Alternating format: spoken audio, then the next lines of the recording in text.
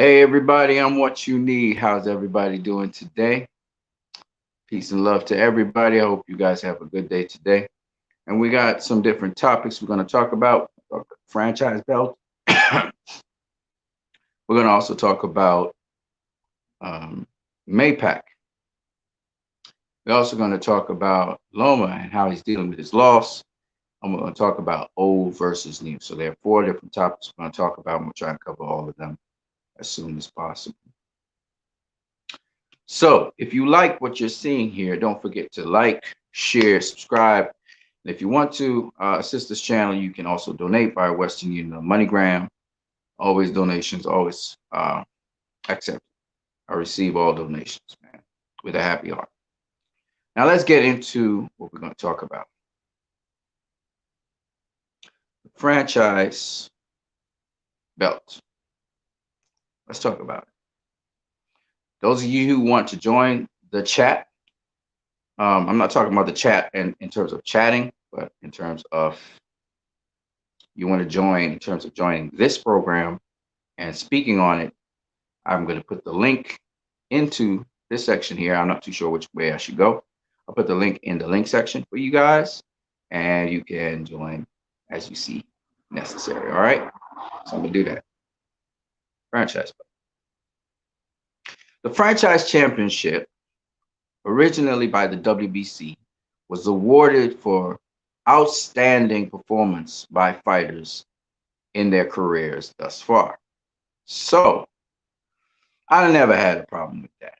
Canelo Alvarez was one who got the franchise championship, and that was basically because he's not only a three-division world champion. I do not consider his win at 168 super middleweight as a credible win, as he had a secondary title. But three-division world champion has been dominating opponents, has been beating opponents. If he's not dominating, he's beating opponents. And he's doing it, winning titles, representing the WBC, represents their clean boxing program, et cetera, et cetera, et cetera. So Canelo Alvarez has done a lot for the WBC in bringing it to the forefront, carrying on for Floyd Mayweather. So I understand why they would award him the franchise title. Similarly, Vasily Lomachenko has been a three-weight division champion, having faced now currently 10 world champions. Okay, 10 world champions, former, present, or future, in only 16 fights. And the other six guys that he faced were top contenders. You can't shake on that. You can't.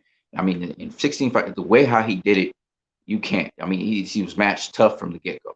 You have to understand and respect that. So I never had a problem with Mauricio Suleiman awarding these fighters for outstanding performance and representing the WBC because they were WBC champions. I never had a problem with that.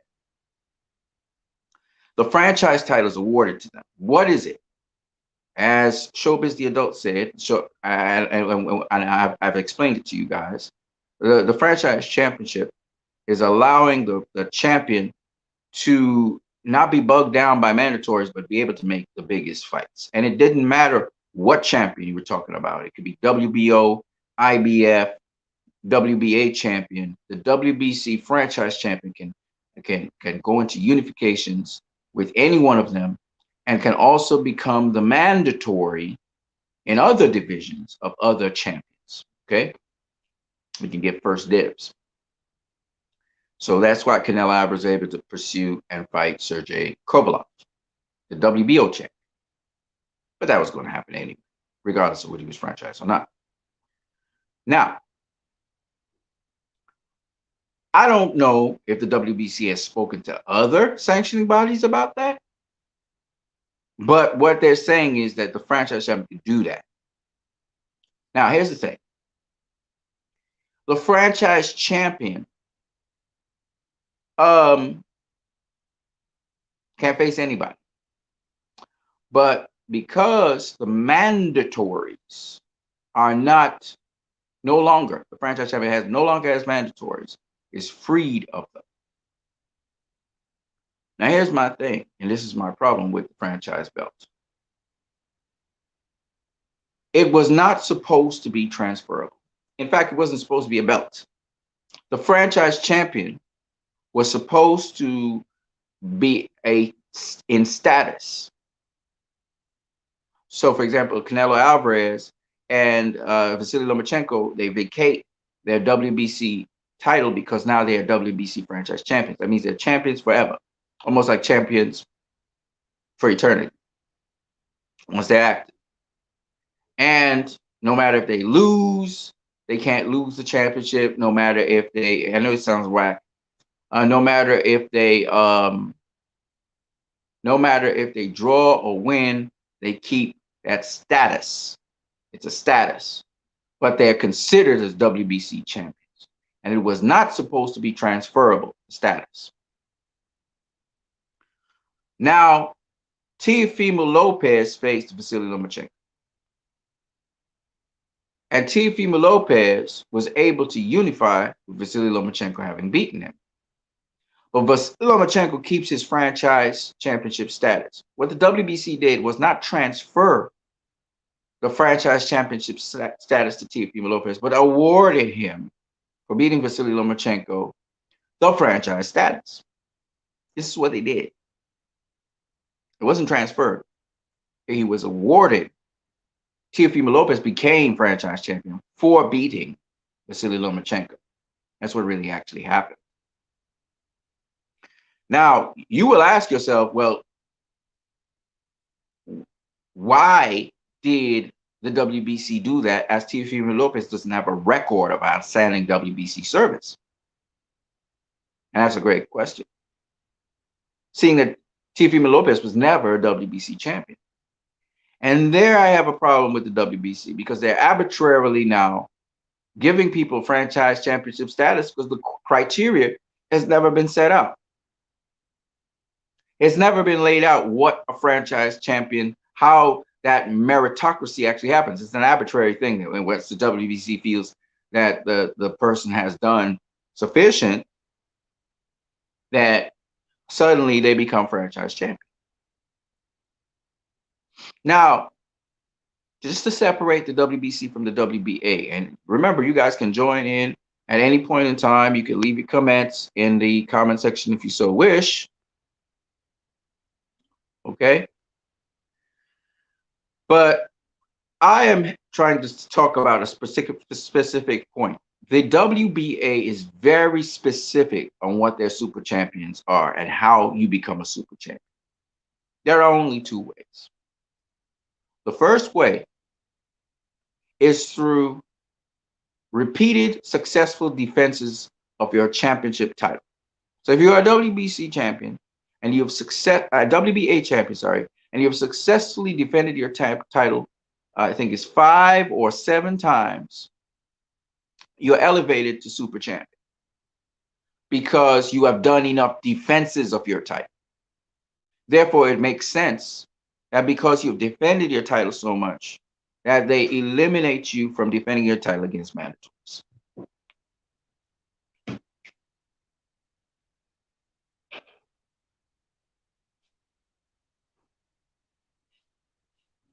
Okay? Because you've proven without a shadow of doubt that you're a good enough champion to defend against mandatories. So you're elevated to super champion. That makes sense. Now, the WBA has another way in which a person can become super champion. That second way of becoming super champion is if you enter into a unification fight, being a WBA champion, and win that unification fight because you have 2 titles, you become super champion. That's the second way to become super champion. And that's the only 2 ways you can. So the WBA listed this out. Now, I believe super champion started to come into existence somewhere in the 80s, if I'm not mistaken. And the super championship continuously was what it was. They were very consistent in it. And there were not too many fighters who became super champion because not too many fighters could defend their title extensively for 5 defenses or more.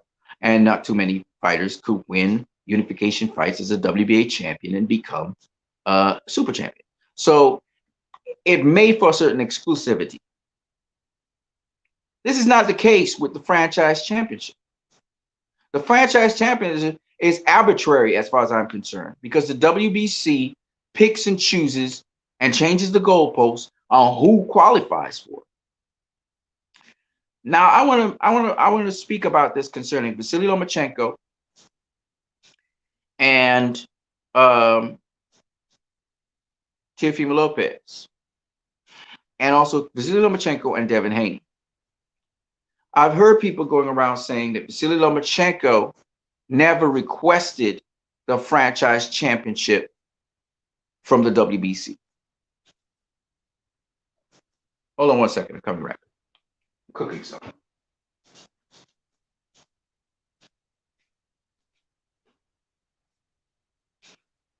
Shit. Wrong. Okay. Burn some of my damn peas. I hate when I do that.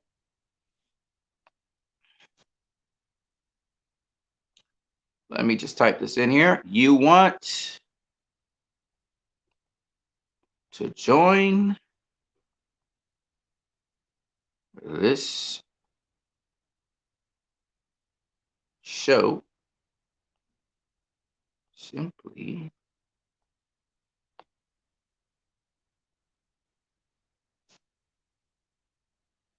turn off mic.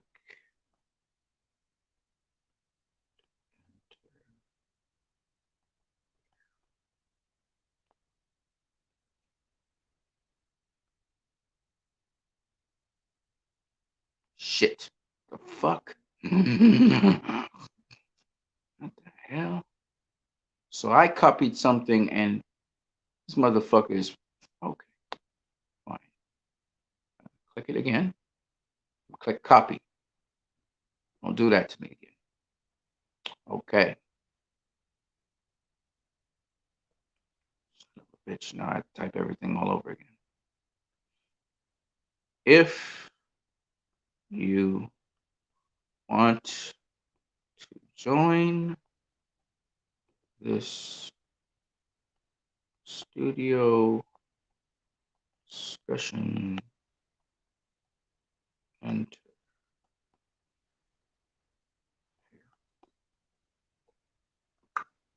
here we go.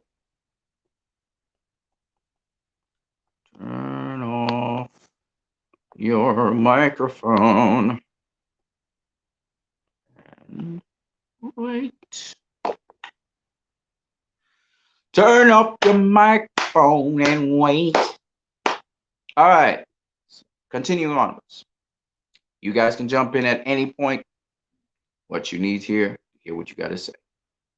Hold on one second, though. I got to eat some food because we all need to eat. It's lunchtime.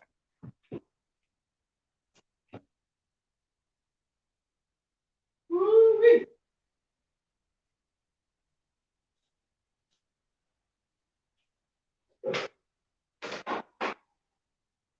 Yeah, y'all. Yeah, yeah, yeah. Rumbling. It's rumbling. Oh, it's so rumbling.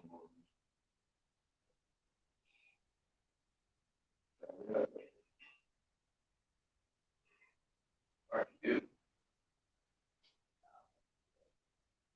I'm not going to do that. I am not going to do that. Oh,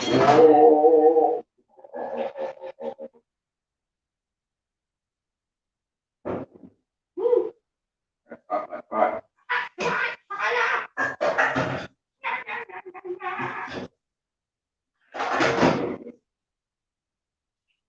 All right, let me just come to you guys here. You guys have felt I abandoned you. And then abandon you. It's just that we are getting into it. So yeah, so I was saying that the WBA has established way in which they look at their super champions. But the WBC has an arbitrary way of assessing and deciding what is their super champion. And that's why I don't really respect them. And this is the other thing I want to say about it, because they're moving the goalposts all the time with their franchise champions. The other thing I do not respect about them, and that's why I don't respect the franchise champion, at least, I don't respect this particular aspect. I respect a lot of what the WBC does, but this particular issue I don't respect, is the three examples we have of guys who have been awarded the franchise championship have been in instances where the guys that they would have had to go through if they didn't have those belts are worthy opposition to face. Think about it this way.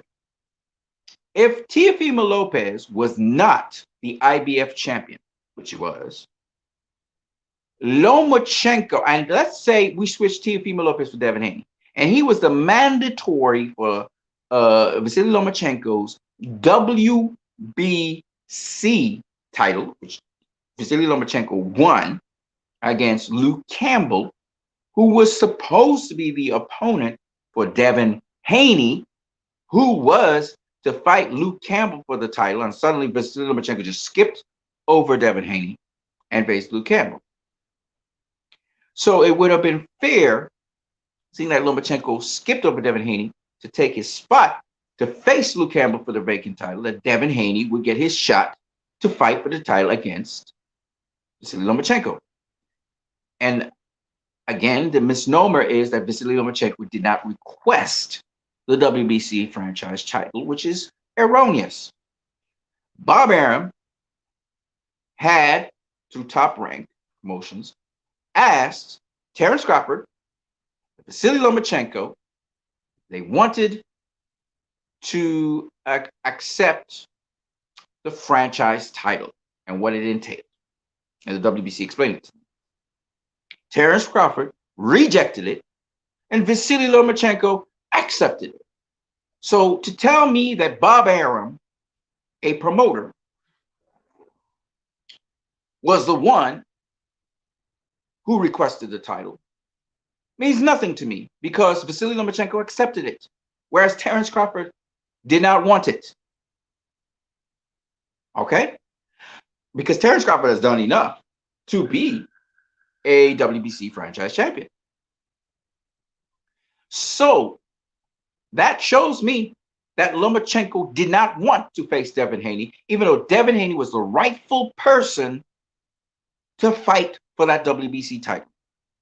And the excuse that Suleiman and Lomachenko on Top Rank make is that Devin Haney wasn't ready. He was too green to face Lomachenko. Yet Luke Campbell was going to be the guy that Devin Haney would have faced. And Lomachenko took his position to face Luke Campbell for the vacant WBC title, which Mikey Garcia left because he moved up in weight to face Errol Spence Jr. He left the WBA and the WBC titles behind. Now, what I want to say is that now the WBC, that's the first example. I'm going to go to the other example, but I'm going to stay with Devin Haney here. Now the WBC awards Vasily Lomachenko the WBC franchise title so that Lomachenko will not face Devin Haney, and they gave reasons for that, and they stated that was the case, which Devin Haney rightfully should have faced Lomachenko for that vacant title. And why is the WBC worrying about Devin Haney and what would happen because of Canelo Alvarez influence? Devin Haney's not Canelo, and as we saw, Teofimo Lopez is not Canelo. So the reason that they had the franchise title awarded to Lomachenko was so that he would not face Devin Haney. And Bob Arum said it to Devin Haney's face. He said, "You'll never face Lomachenko." He told him that. And so at the end of the day, it is very intellectually dishonest to say that this arbitrary title that's just been awarded to people, it's an arbitrary title because it doesn't have the criteria. It just says for great service. for excellent service representing the WBC. This is the arbitrary title. It is not like the WBA Super Championship where there's specific criteria why you become champion. Shout out to Apollo. He says, facts, bro. Davis versus Loma. Predictions now. Before I get to that, I'm talking about the franchise title. And we can't talk about Davis versus Loma because Davis got Leo Santa Cruz in front of him, and that's a bunch. And I'll talk about that too in this video. But shout out to Apollo, by the way. And if you want to jump on the program, the link is up on top. But I just need to get to this because this franchise title is a ducking title. That's what it is. And I don't care what they say. Oh, you could go up to different weight classes. You could do that if you had the normal WBC title. So that's bullshit. But let's get back to it. So Devin Haney was ducked 2 times. And I'll explain.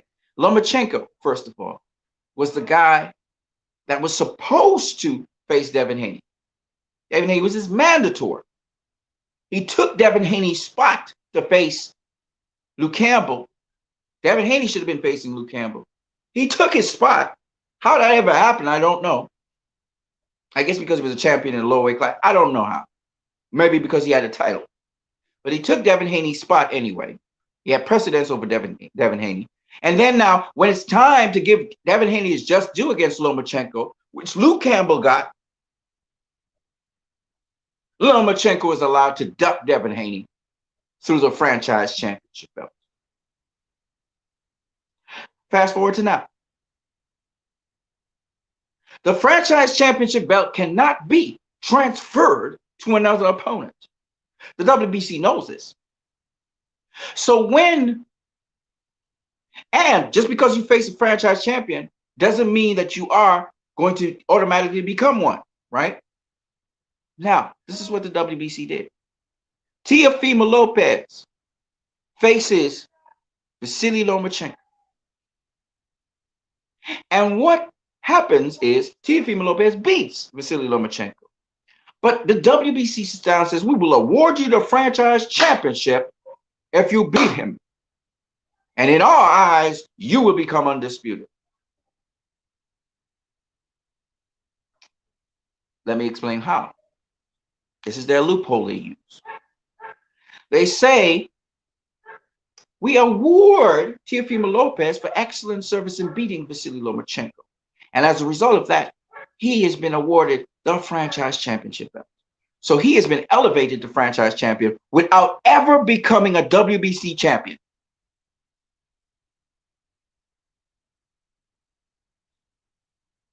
This is new. The WBC has never done that. They did it with Canelo. Canelo was the WBC champion, and then he was elevated to franchise champion. Vasily Lomachenko was the WBC champion, and he was elevated to franchise champion. For the first time in the history of anything that has to do with any kind of champion of any kind, right? Because remember, the franchise champion is not transferable. So this is something they just awarded Teofimo Lopez out of the clear blue sky. He never represented the WBC before. He never was a WBC champion. But all of a sudden, out of the clear blue sky, he becomes WBC franchise champion. Explain that to me. Why? So that Devin Haney would not get his shot at an actual champion. Because Devin Haney, as the regular champion, cannot demand that Teofimo Lopez face him. Devin Haney is the WBC regular champion. But because, and this is the thing that we need to get to, and I'm going to get to it because I'm going to get to this because I need to speak about this. Because Devin Haney is the regular champion or the normal champion, he cannot face Teofimo Lopez unless Lopez wants him to face him. It's up to Lopez. And here's the thing. Because the WBC is so arbitrary with who they award as franchise champion, unlike the WBA. Hold on a second.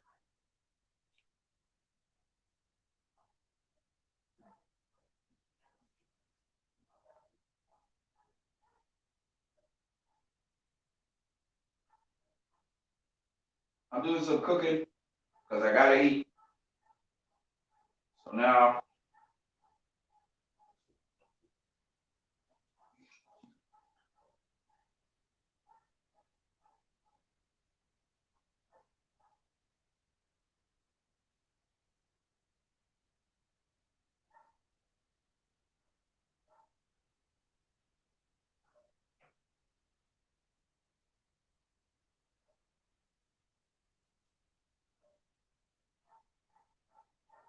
hold on 1 second.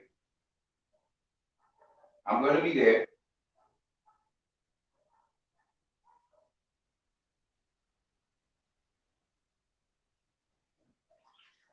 See, I'm eating. I have a meal here. It's lentils. Those of you know lentils. Lentils taste great. They're easy to cook, fast. And then I got some of this. We call it green fed. Y'all might know it as green plantain. Green plantain. You guys know what plantain is? It's different, really. It's not really plantain. I got it from the back of my yard. I grow my own food, bro. We grow our own food.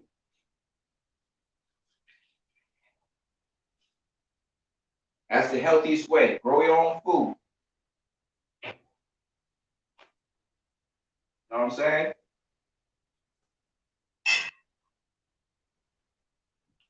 So I grow my own food. You know what I'm saying?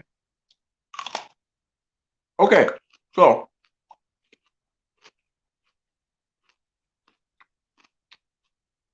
these arbitrary titles mean, in this case, Devin Haney. If Devin Haney was the WBC champion, which he is, and Teofimo wasn't awarded that franchise championship status, he would have had the diamond belt, which have made him the mandatory to face Devin Haney to become undisputed. Let me show you how stupid it is. Why should Teofimo Lopez, and this is what WBC was trying to fix, but they only create more problems. Why should Teofimo Lopez beat the man of the division, right? Which would have been Lomachenko, and not get all of his titles? So how the WBC tried to work around that was, it will award him the franchise title, right? So that's how they tried to work around it. But he always going to have an asterisk on his name because he doesn't have the straight, plain WBC title. That franchise word messes up everything.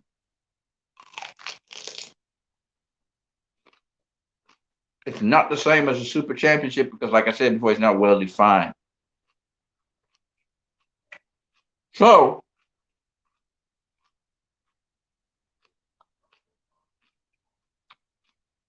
if Tio didn't have the franchise championship, he'd have faced Devin Haney, come undisputed.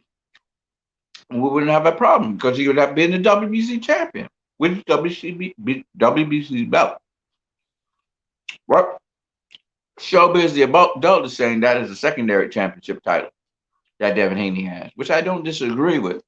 I don't even disagree that Devin Haney's not really the real champion. It was Loma. I don't disagree with those things.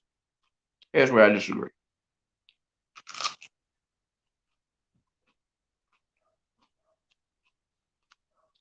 If you're going to make a secondary champion, God damn it, you need to be clear on what the real champion is. There's no clearly defined definition for the real champion of WBC. Somebody send this to Barista Saluma. Just send it to him on his Twitter or whatever, this video. As much as you think it's clearly defined, it is not. And there's flaws in it, consistent flaws. And the fact that you arbitrarily can just slap the title on anyone breeds nepotism instead of meritocracy. Corruption and nepotism is what you're promoting. And people can't take your title seriously. And that's why a lot of people just are disillusioned with your title. And then your title, your franchise title or your franchise status or whatever the fuck you call yourself, That thing is not, it's confusing people. People are confused by what it is. And you know they're confused by what it is because you keep on changing the goalposts. So it's meant to confuse people so that you can do whatever the fuck you want to do, which is wrong.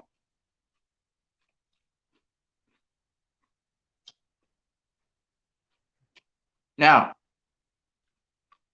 I see what your intent was to some degree. A fighter can go up or down in weight and challenge whoever they want to make big fights. And we all talked about, I remember, and let's be real, the boxing community always talked about mandatories keep back fighters from fighting. Sometimes keep fighting the better fights. The problem with that is every single sanctioning body out there that is credible for sanctioning bodies give precedence to unification. So if you're going to have a unification, only unification though, then you can hold on to your titles. But if you're not going to do a unification WBC and you're going to go up in weight, what do? Declare your titles vacant and then you go up in weight. Mikey Garcia, perfect example. Okay? What you're trying to do is force the issue. You're trying to make a champion that can go up in weight, go back down in weight. If they want to go back to their weight class, they can be champions still. And you're trying to have this regular title where this guy below, now he has to deal with the mandatories and stuff, while the champion's in absence or emeritus up the division. And you think that's a great idea. It's a dumb idea because of this. The guy who's constantly doing all the work and actually defending stuff, he's not seen as the real champion, but he's doing all this hard work.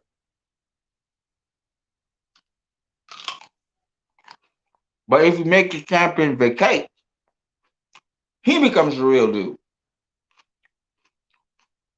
And he can do his work. If the champion, if you're, and you know this, if you're a WBC champion, you get first dibs if you want to head back into that division or facing that guy as a mandatory. So why in God's green earth did you feel the need to have this championship, this franchise championship? It's redundant. If Canelo Alvarez wanted to face Sergey Kovalev, okay, he wanted to face Sergey Kovalev, there is a certain period of time in which he can do that. If that time elapses and he has a mandatory, his face is mandatory. Oh, vacate. All he had to do is vacate. But you want him to have all these options, right? Which he did anyway. He still vacated. He's a franchise champion, but he vacated, right? Let him vacate, go up, face Sergey Kovalev, do his thing, okay? And didn't he vacate the WBO and come down anyway?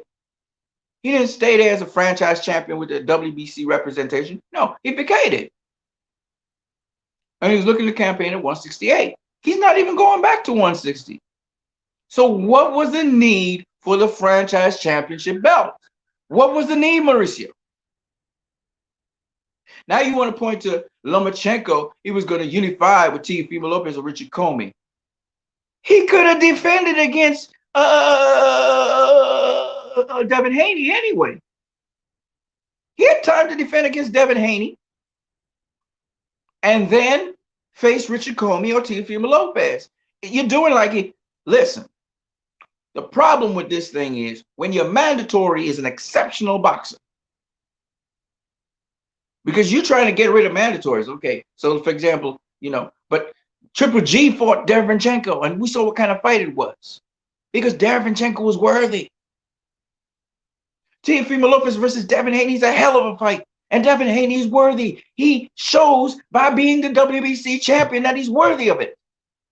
Why would you want to stop a fight like that? Why would anyone want to stop seeing Canelo versus Charlo? Why would anyone not want to see that? That's a fight the fight fans want to see.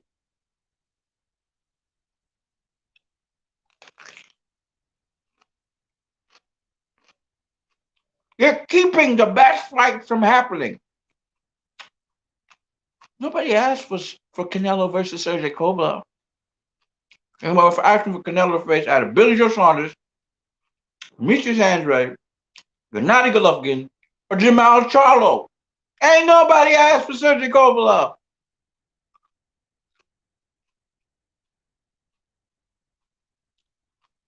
If you try to make the biggest fights that the fans want to see, why are you keeping the fans from seeing the biggest fights they want to see? With a stupid belt.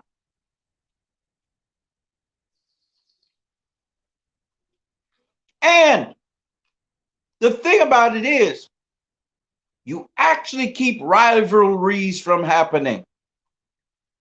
Like the Thomas Hearns and the Sugar Ray Leonards and the Durans and the Haglers. You keep it from happening. Because when you put this stupid belt out there, you keep these matchups from happening. And one wins it, or maybe the other one takes it in some other division. You keep it from happening.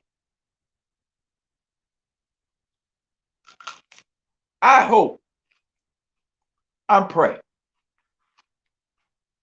that Teofimo Lopez in a statement to the WBC would show he's a true champion by facing Devin Haney. I don't know who would win, but I know they'll meet each other again at another weight class. I know it.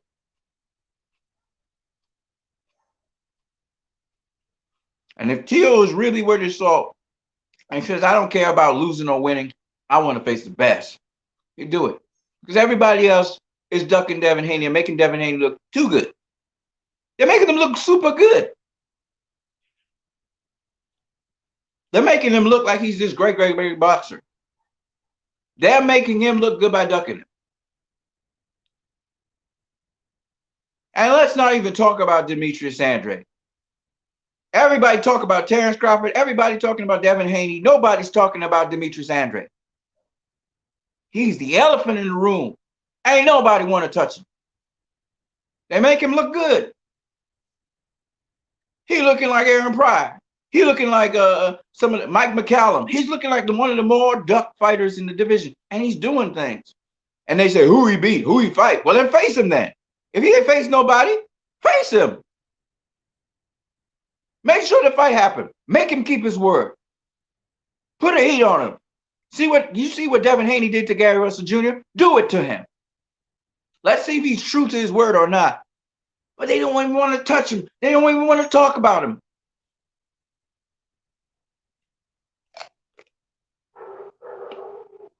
And it's one of my pet peeves. Why ain't the WBC trying to get that fight happening? No one wants to touch Demetrius Andrade. No one. Let's talk about the elephant in the room.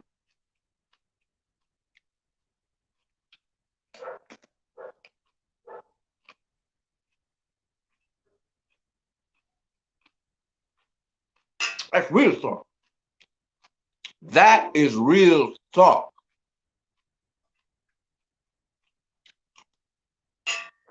Man's the WBO champion.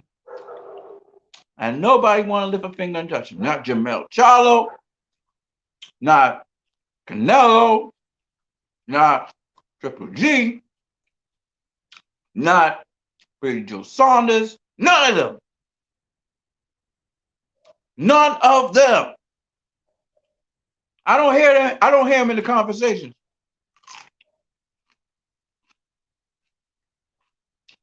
Remind me of the PBC champions at a certain point in time.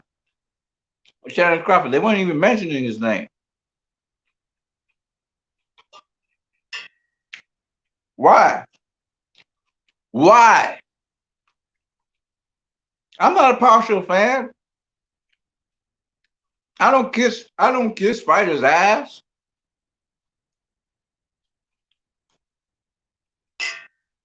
I just come from facts. Why is nobody touching him? Why are we not getting fights with him? Don't tell me it's not. Don't tell me it won't make no money, because I know for a fact people want to see that fight. But unlike what possibly Teofimo Lopez could bring to the table, fearless, young, hungry warriors, they afraid to lose. They are afraid to lose.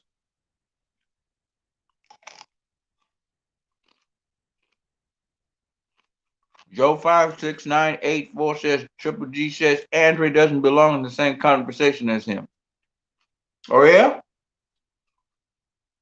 It's true. Triple G is triple duck. Duck, duck, goose. I'm gonna go in on these fools. He's ducking him. And Andre, they made of that cloth. Andre be asking everybody to fight him. And they just ducking. So yeah, he don't belong in the same conversation as you, and you don't belong in his conversation with him either.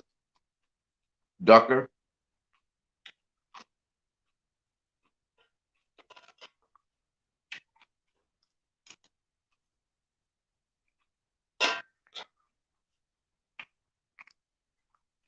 Tell you guys something.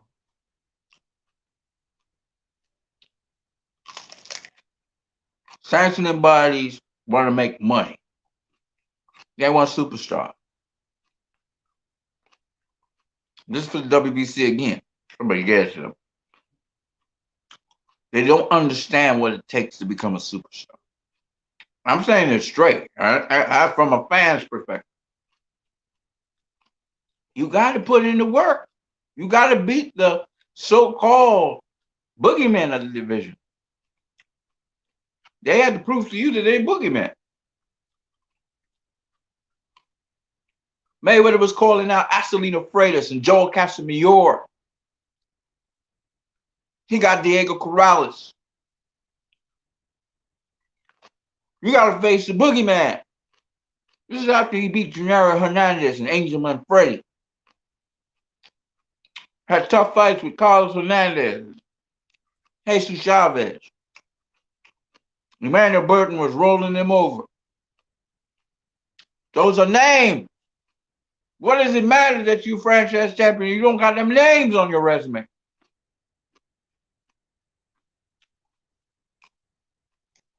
Everybody talk about the Jose Luis Castillo fights to this day. Negatively, but they talk about it. Joe 56984 says, and Canelo says, Mexican media, that an Andre fight would make no money. Fuck him. Danny Jacobs made money. He black.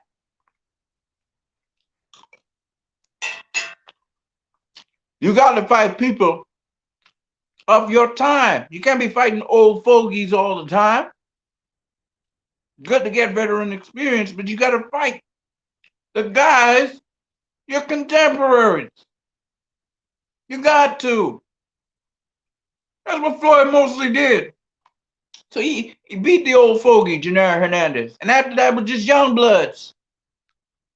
You don't fight no old dudes.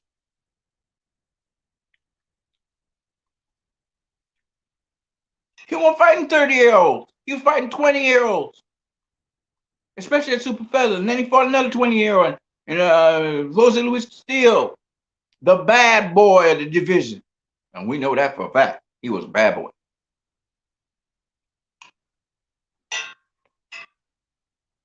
Manny Pacquiao, Marco Antonio Barrera, and Eric Morales, they were his age. They wasn't in, I don't know if they were in their 30s, but they might have been on the latter end of their 30s, but none of that. That's what made his reputation when he beat Marco Antonio Barrera. That's what blew him up. Teofimo Lopez gets it. You got to beat the old warrior, the long reigning old warrior. Everybody seems highly, but then you got to go in there on them young bloods. You got to get respect from them young bloods. You got to show what the hierarchy is against them young bloods. You got to let them know you at the top of the pecking order. Don't fuck with you. And you got to find the biggest, baddest one. Everybody say, oh, he the boogeyman. You take care of him. And everybody know then the message go out. I could handle all of y'all. I could handle all of y'all young bloods. All you young stunners, I can handle all of y'all. Come fight me. And if they don't want to fight you, you can say they duck you. Because you made a point.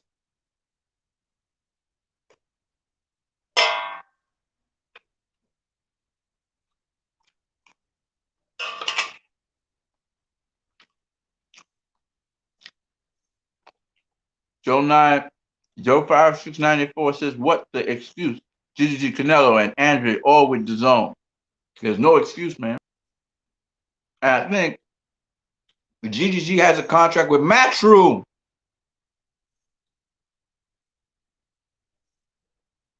You know what I'm saying? So GGG of all people should be able to make that. That's an easy fight to make with Andre. But they ducking and dodging for cover. And then they say Floyd is big as ducker and cherry picker.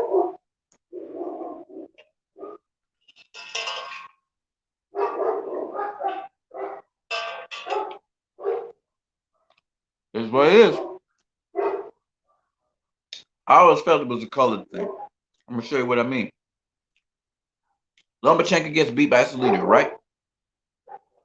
They go on. He's still the greatest thing ever because he beat Gary Russell Jr. Barely. It was a split decision win for those people who don't know. And they never counted the knockdown that Gary Russell Jr. did to him. Then he goes on, beats Nicholas Walters, Guillermo Rigondeaux. Great names. Clarissa Shields rolls into the game. Washes everybody in 10 fights. 3-division world champion in 10 fucking fights. Fought 7 world champions. Beat all of them. But she overhyped. They don't like her. But Vasily Lomachenko, he's the Matrix. See the bullshit? I want you to see it. I made a comment in our Facebook about this. What message the WBC sending? They are sending a Jim Crow law. They're sending a message about, you know, how black fighters were separated from white fighters, and we had to have the color championship and we had to have the white championship. That's the kind of messed up message they're sending. We can't have the best versus the best. All men are created equal. Black fighters have an advantage over other fighters. Listen, man. That's why I hope T.O. whoops some black ass. I really do. I was glad when Tyson Fury beat Deontay Wilder's ass because that's a lie. But what happens with media is they always want to pit this white guy against a black guy to show the white guy superior. And they overhype the white guy, and then it comes back and smack him in the ass.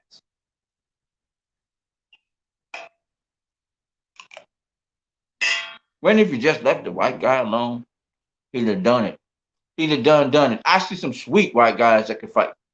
I see some sweet Mexicans that can fight. And boys can fight. And if the media don't fuck with them, they're gonna really do it.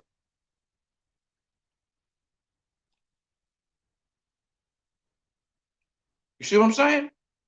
I keep it on the deal. I ain't saying nothing about them. They look sweet. They bad motherfuckers. I have nothing to say. I just keep my eye on them. Because everybody feels, I gotta be real. I'm a real guy. Everybody feels only black fighters, and only black runners, and only black this and black that are the best. No. Hard work, dedication, God gifting, skills make you the best. It is never limited to race. And Vasily used to be under the radar for a little bit. I used to fuck with Vasily until now, where he's saying now, and he can't handle his loss. Joe 56984 says, I heard behind the scenes Oscar, Robert Garcia, Mercy Suleiman have disrespected black fighters and said racist shit. Yep. Sadly, that's it's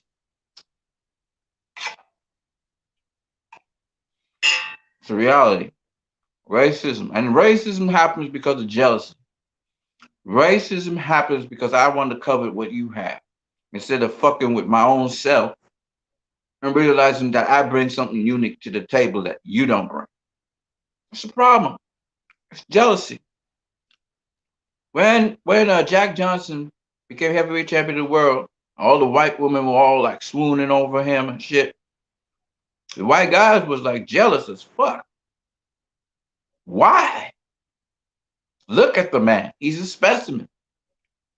Why are you? But you bring something else to the table, and this is what people don't understand: jealousy and covetousness. But see, they had a dogma that black people were animals. Because guess what? They knew them as property, right? Slavery had just been abolished. They knew them as a dog or a cat or a bat. They were property. So to take that, it's like what happened with women, and still to this day, a lot of people diminish women, like if they're not human. You know what I'm saying? We're all human beings. We just look different. But we all tick more or less the same. We do more or less the same things. Some of us have more abilities than others. More of us are attuned with the spiritual than others, and so on. But fuck, man, for fuck's sake, as they say on social media. For fuck's sake, man. Shit. You can do things I can't do. There are things you can do that I can't do. That's why the fuck we get together. That's why we get together. You know, I can't understand white supremacy. It's stupid. I can't understand black supremacy either. I understand that people of color are closer to the original peoples of the earth. All right? Because if you just look at the soil, all right? Don't get it twisted. That don't mean shit. Because the people who are not of that kind of color, or people who are lighter skinned, bring to the table other dynamics. And that's what people ignore. It doesn't make you superior. That leads me to MayPac. I got to talk about MayPac. Right? I got to talk about MayPac. But Loma and his losses. So everybody look at this light-skinned dude. I call him light-skinned, Loma light-skinned. There's nobody, I've never seen anybody who's actually white. I've never seen it. Right? Even though there's some people that are damn close to it. They're like cream. That's the thing about it. Man, if we really think about race, it's stupid, right? Because it's skin. And different people have beautiful skin, some people have bad skin. Okay. And some people, their complexion just suits them. Fuck it. Doesn't matter they dark or light skin. Their complexion just fits in there. That's like fucking beautiful, right? Is what it is. And the point behind it is, who's to pigeonhole how beautiful this person is today? That's the bullshit that goes on. You know, it's stupid. You know, that's how I think about it. And that's what makes racism stupid, because racism tries to pigeonhole people into one particular kind of way of being.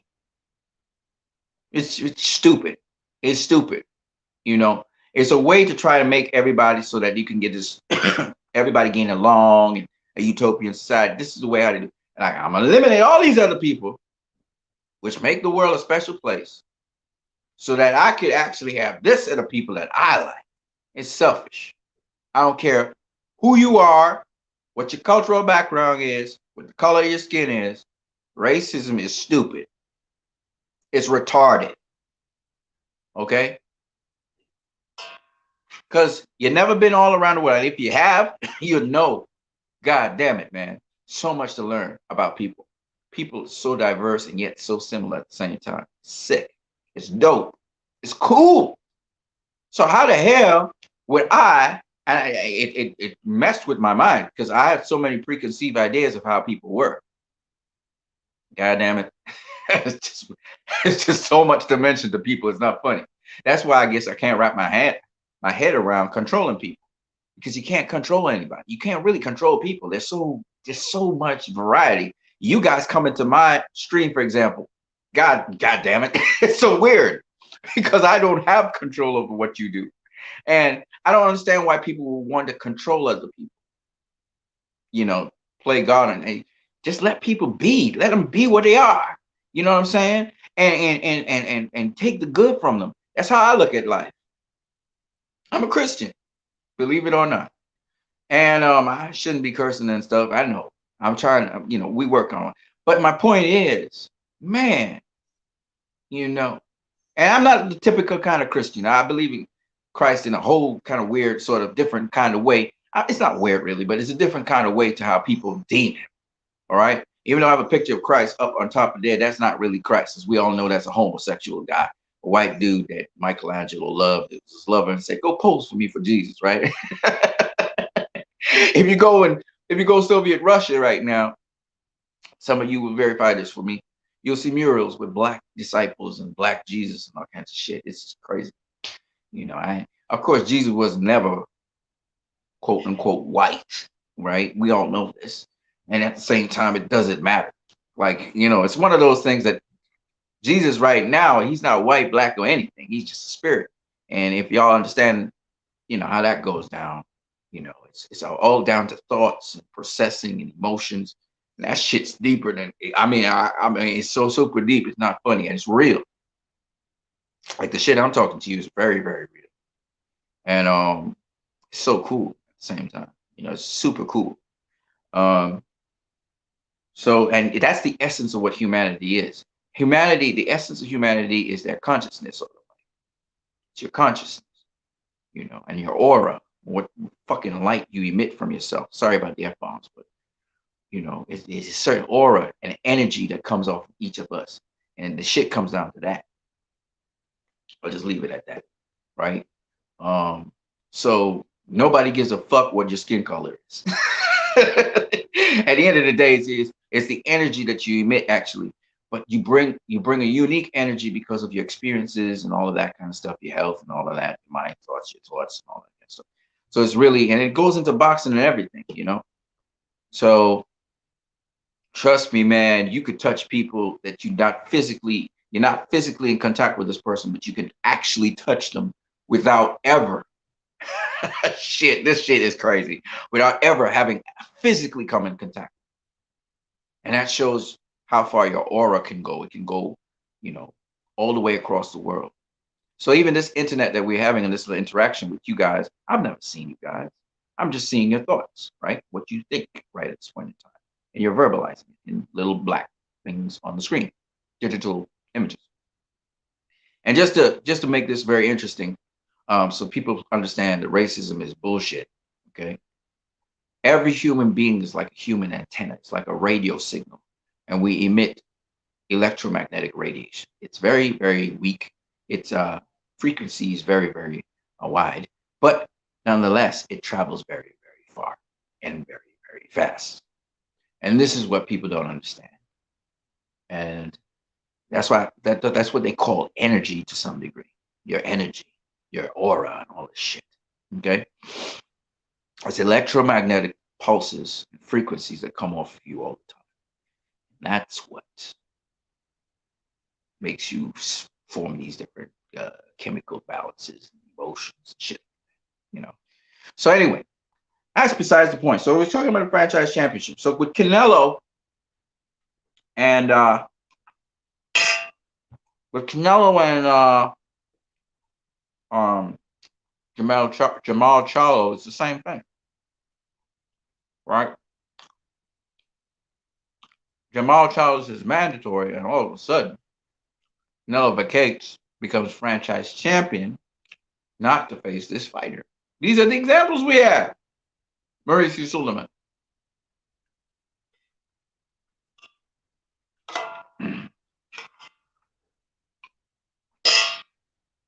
It's not cool.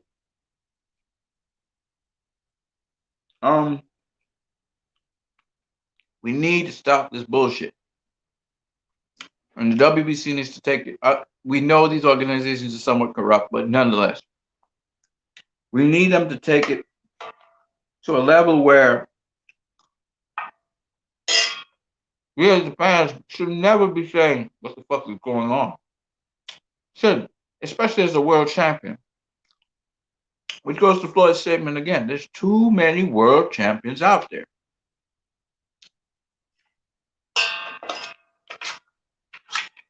We got the silver champion, gold champion, interim champion, super champion, diamond champion, main champion, and so on and so on and so on. Stop it, man. You're making a mockery of the championship. We need to have one champion per sanctioning body per division. Now, I got to address Floyd. He's talking about, oh, we shouldn't have no super champions. Floyd, you were a super champion. You were a super champion. That's what made you get freed by the WBA of facing Keith Thurman, who would have been your mandatory. You can't talk. Now, your elevation to super champion status was coincidentally very close to when Keith Thurman, your mandatory, had to face what's his name? Respectfully, Mr. Mayweather.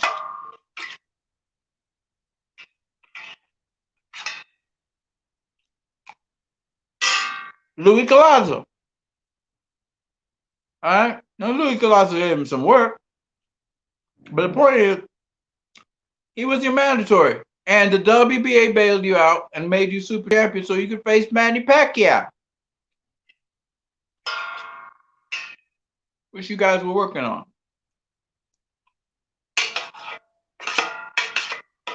So you have benefited from becoming a super champion. You didn't have to bother about Keith Thurman if you didn't want to face him. But you didn't face him. Let's be real. You didn't face Keith.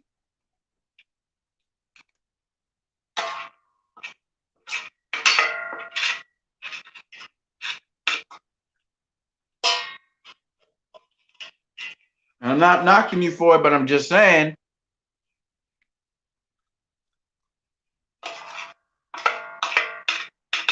Instead of facing Keith, you faced Andre Berto. That's who you faced after Pacquiao. Not saying you should have faced Keith before you faced Pacquiao. Pacquiao was legend and you was trying to get that fight for the longest while. But after Pacquiao, you chose to face Berto, not Keith. I understand your reasons, but you can't be talking about there shouldn't be no super championship when you benefited from it.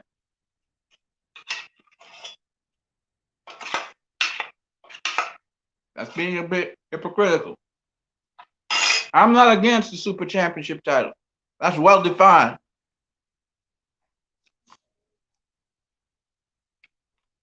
I'm not really against it for the WBA. They had it since what, 1980s? Nobody was saying shit.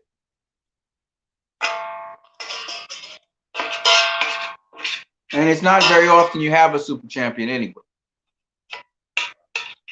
And it was well defined. So you became a super champion before you unified with Manny Pacquiao. But you should have been super champion after beating Marcus Maidana because you had a WBC title. So it was according to rules. So I'm cool with it. I'm cool with the super championship title because it's well defined and laid out. So don't be telling people, oh, there should never be a super championship. No, that's not the issue here.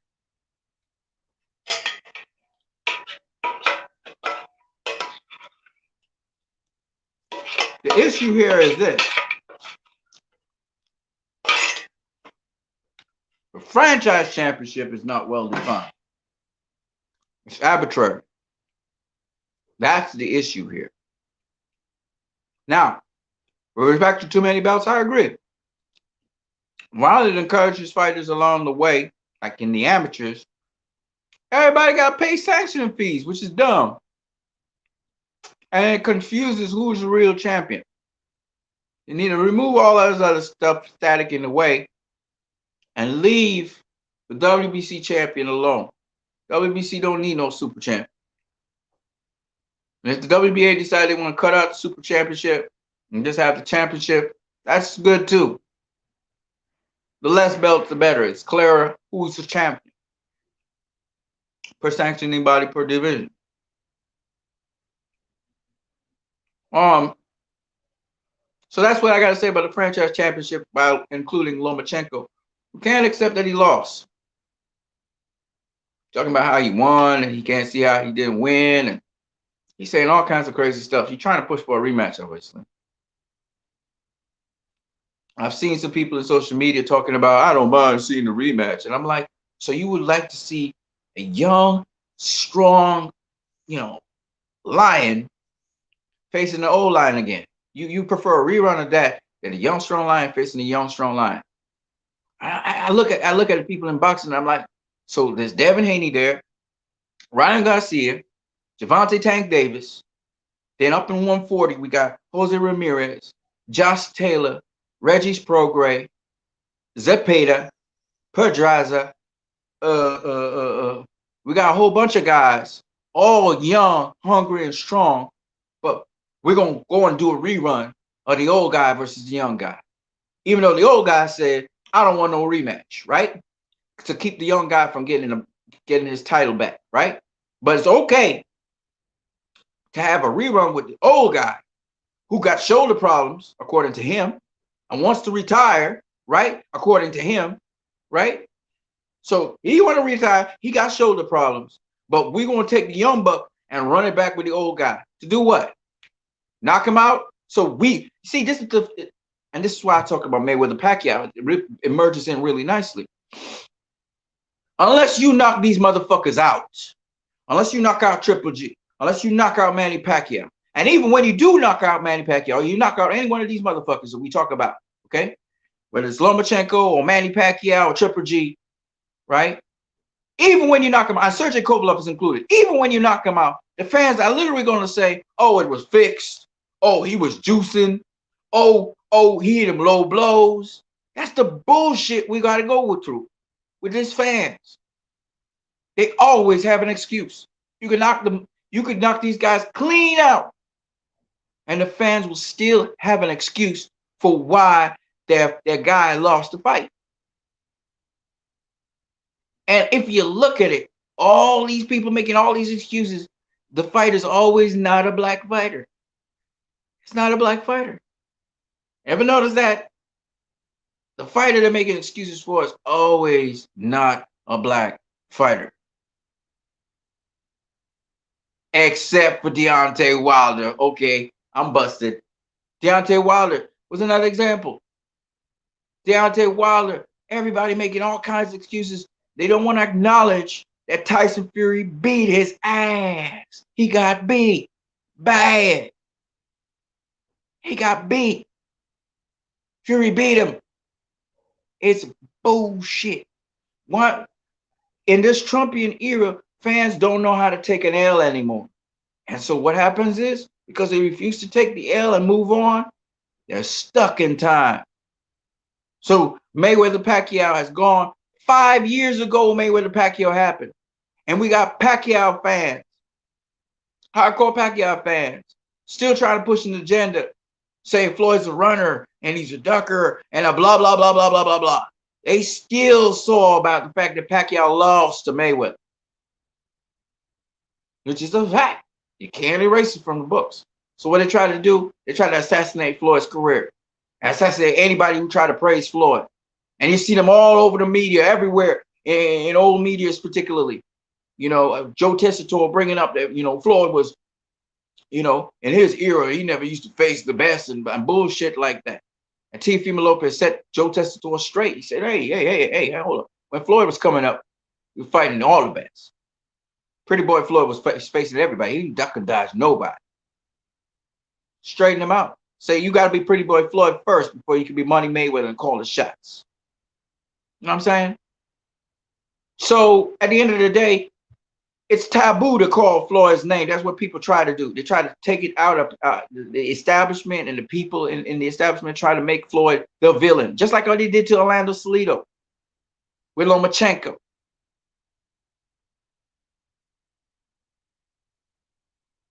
What does Trump era have to do with Pac fans still making excuses? Well, this is not rocket science. Donald Trump, even when he's wrong, even when he lies, he never acknowledges it. He never acknowledges that he does something wrong. He'll never say, I slip up, I apologize. He never do that shit. He don't do that. Donald Trump don't do that shit. And you know that. And if you're a Trump supporter, sorry, buddy, but that's the way how it is. That's facts. That's facts. If you have a problem with it, deal with it. You got a problem with me saying anything about Trump, that's your problem. I'm going to say what I had to say. I'm free to talk whatever I want to talk. And nobody bridles my mouth. You know that. So if you have a problem with it, too bad. That's the truth. Apollo says, who mentioned Trump era? I did. I said this is a Trumpian era. Me. I don't have a problem saying it. You know, there are people who know they're wrong and they don't accept they're wrong. They wrong and strong and they try to bully. I know that's a street tactic. That comes from the streets. Okay. The problem with that is you come bold and strong with no foundation. I'm going to take that fucking foundation off from under you. I'm going to rip it out from under you. And let's see if you can stand still. I don't play because I come with facts. And I see some of these guys in these groups. They be trying to defend and shit. I just drop a fact after fact. And you can't say nothing. They can't answer nothing. Because anything they're going to answer have to come from emotions. They're not going to come from facts. And some of them started going on an emotional rant. One guy tried to challenge me. Motherfucker, I can box a little bit. And you don't want to meet me face to face. They don't know that. Because I'm training. I'm not telling anybody anything. I'm just training in the background. Y'all don't even know what I'm doing. You know what I'm saying? You don't have to know everything that person does.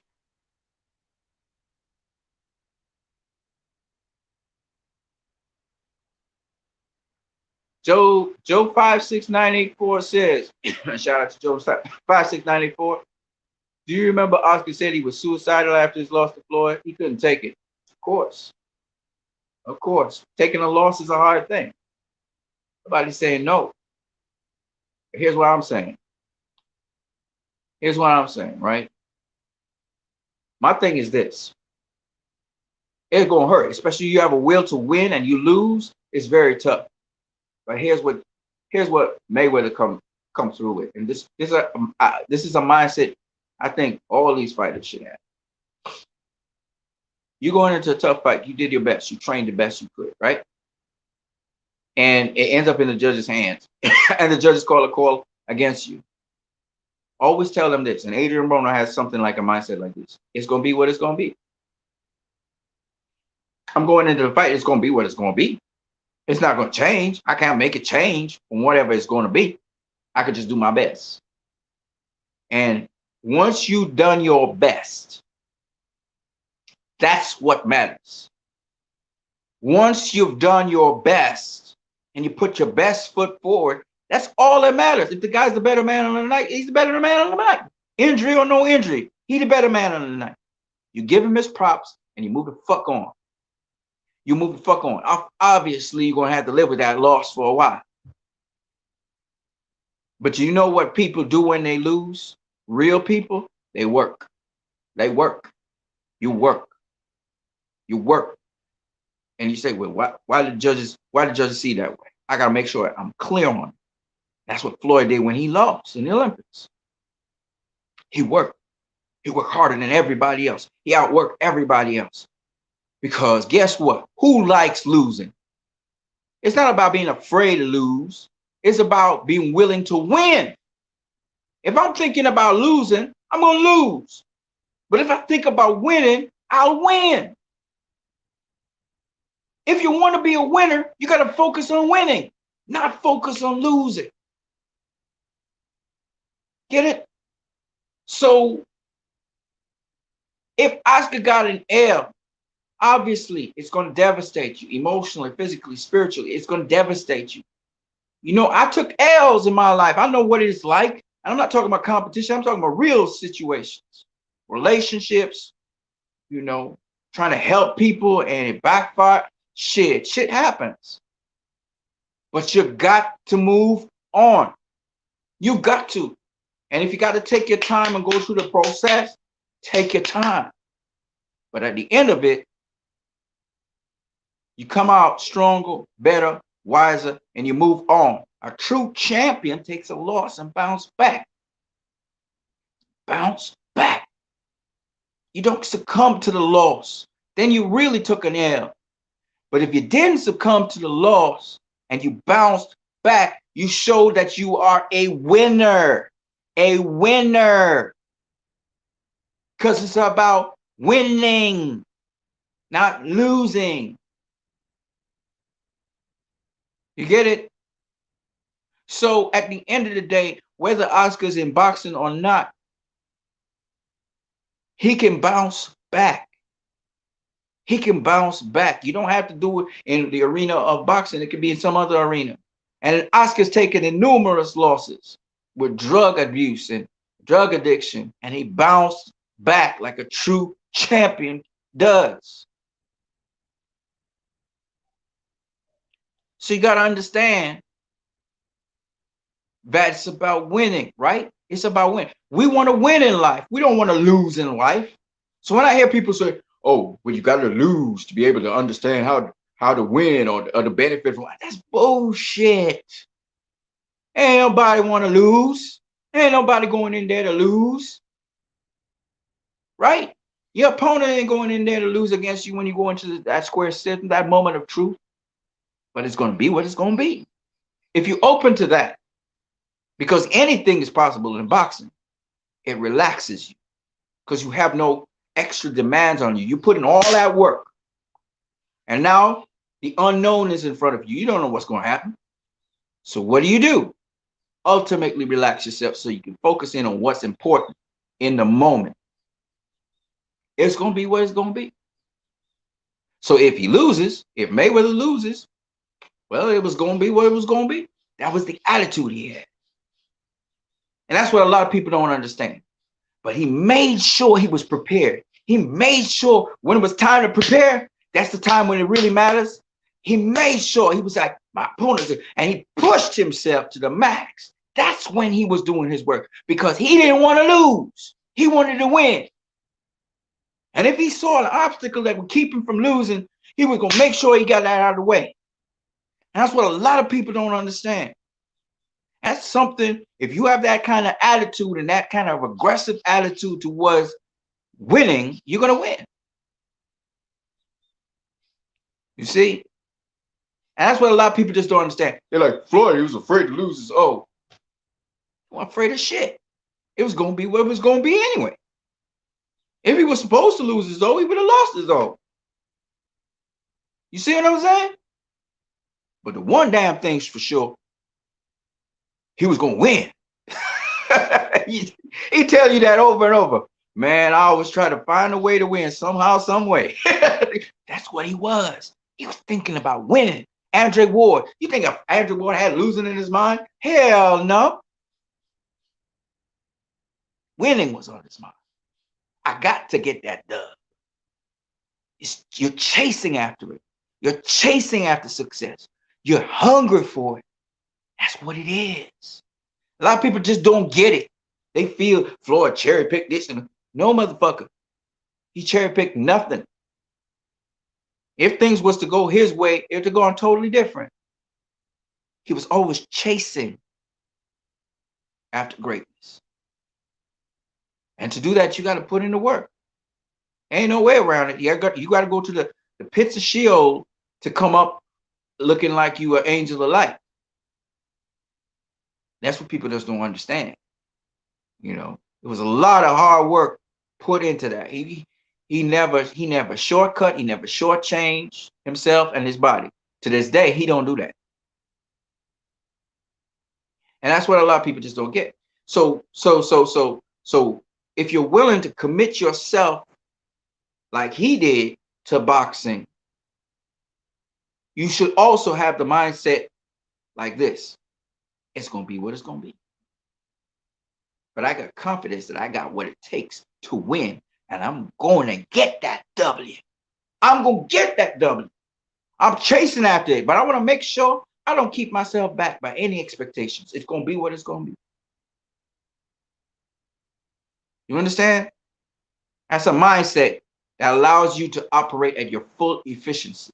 It keeps you mentally stable and calm, and you can focus in the now at what needs to be done now so you can achieve what you want later. That's Floyd Mayweather. People just don't understand, man. The man dropped gems all the time. Andre Ward, same thing. Andre Ward said in different words. He would say, anything can happen in that square circle. So I got to be prepared for whatever could happen. Anything that happened, I got to be ready for it, which means preparation. What happens if I get dropped?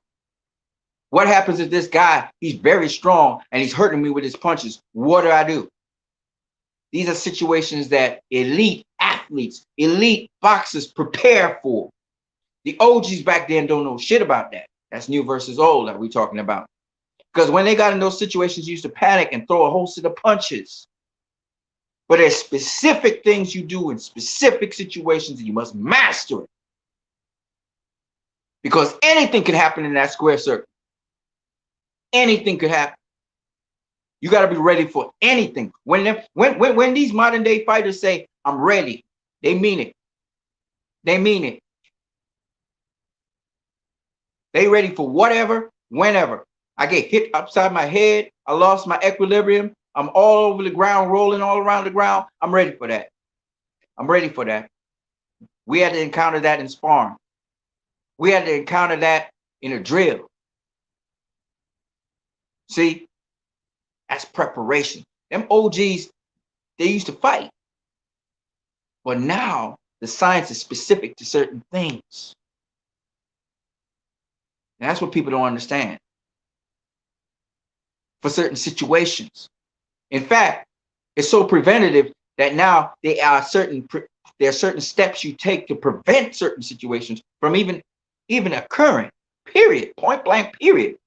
If something happens here in this ring, I know what to do so that it doesn't go that way. This is all parts of boxing that people don't talk about. But the boxers have mentioned it time and time again. Time and time again. You have to put your body through hell. The hardest part is not the fight. The most damage is not done during the fight. The most damage is done in the preparation. Breaking down the body, building it back up. Breaking down the body, building it back up. Relentless. Sometimes more damage than if you was to go and fight, 200 fights in your career. 300 fights in your career. Sometimes it's more damage than that because it's specific to certain muscle groups and certain parts of your body being put under relentless, drilling of pressures. And then it's allowed to relax and recoup. But people don't know this stuff. When they talk about new school versus old school, they think they know what they're talking about. Because they only could see the mindset of the fighters and how they were, aggressively, viciously looking to hurt one another. And that's what they see. And of course, some of the sweet science was there, a lot of sweet science, but the exact sweet science, the exact way of how fighters approach things. I don't know why this person came on this street and is blasting music, but anyway, whatever. The precise sweet science now, this is what these guys are isolating and working it into routines.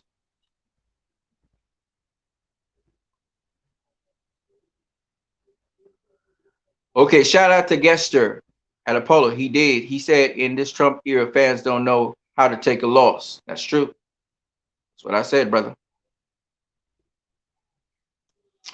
I guess just says, okay, what I ask is what that has to do with Pacquiao fans, because The fight with Mayweather happened before Trump.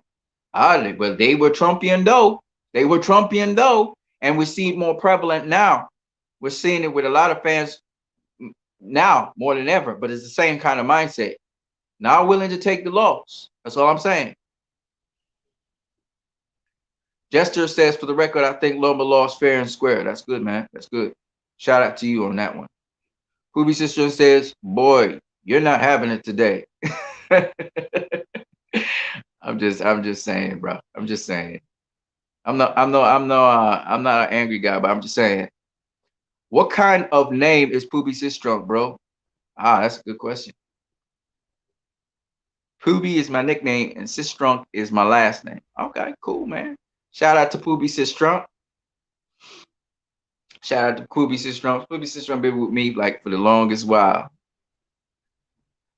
Jester says, okay, well, I agree with most of what you say, but I'm just wondering, in your opinion, where does Loma go from here? 130 is good weight class for him. He's gonna be very strong at 130. He's gonna be extremely strong at 130. The thing he gotta watch out for is his arm. You know, get to a good chiropractor is what I would suggest to Loma, so you could really get those groups not so stiff, so they could free up, and maybe needs to shift and reorient things, because the operation may be one thing, but you might want to reorient your rotator cuff. You know what I'm saying? So make sure that all the muscles and stuff in the right place, because sometimes they're out of the wrong place and you can rip it again. You know, but quite frankly, rotator cuff injuries are very frequent in boxing. If you haven't realized, are they significant? Well, I got a rotator cuff injury in this shoulder, right? So every now and then, when I move the shoulder a certain way, it hurts. You know, and this is my jabbing hand. Is it significant enough to affect a highly tuned athlete in a fight? Yeah, of course. But most athletes have rotator cuff injuries, and most boxers, that is, um, most boxers tend to they have it almost all through their careers. So it's not something that was unique to Loma, and it's also not something that Lomachenko, probably wasn't dealing with for quite a while, and then it exacerbated and got damaged in the in the in the Jorge Linares fight. He probably exacerbated and really damaged it, but he probably had it for a while, because usually the orientation of the arm, because you've been jabbing so much, changes a bit and things are out of alignment. That's why you get these tendons that rip in the rotator cuff area, So Jester says, good stuff. Thanks for the stream. Sure, man. No problem, man. No problem. So it's just that I think that that that Lomachenko, whether he did have the injury or not, whether Pacquiao had his injury or not, whether Mayweather had, Teofimo Lopez had injuries, and Teofimo Lopez came in and said, I had injuries too. He sounded just like Floyd Mayweather actually with Pacquiao, which is what I wanted to talk about MayPac so much, because what MayPac did was it debunked the hype around Pacquiao. Mayweather was shown up to be the truth, and Pacquiao looked fake. The same thing happened with Teofimo Lopez versus Vasily Lomachenko. Teofimo Lopez has been saying all along, kind of like what Floyd was saying all along too. He was saying, this guy is smoke and mirrors. He's not what you guys think he is. And then he proved it, right? And I think because of that, because he outboxed, the guy that was supposedly the greatest boxer of all time, almost. I think because of that, I think Loma can't handle it. He really can't deal with it. With Salido, it was still an inside work, and Loma just had a second fight, wherever. This time he's established, and his ego would not allow him to take the loss. It's very hard. It's a bitter pill for him to swallow right now. He's having a hard time.